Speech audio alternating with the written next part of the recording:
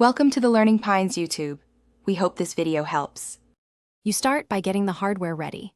Charge your AirPods above 50% and confirm firmware is current. That reduces dropouts. Once done, pair them to the device you'll record with and turn off other Bluetooth headsets to avoid conflicts.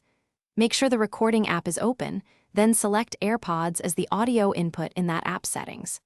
This ensures the signal routes cleanly. Make sure your device shows an active mic input. Now you're ready to configure quality and monitoring. Next, you configure sound settings. Set the AirPods as the system input and choose a 44, 1K or 48K sample rate to match your project. This stabilizes sync. Then enable monitoring in your app or plug a second device to listen live so you can hear issues immediately. If you're on a PC with poor Bluetooth, use a low-latency adapter or keep the AirPods within 1 to 2 meters of the transmitter to minimize packet loss. Make sure noise reduction is toggled. Finally, you validate and capture. Do a quick test recording and inspect levels and waveform to confirm clarity and no clipping. Once satisfied, record your main takes.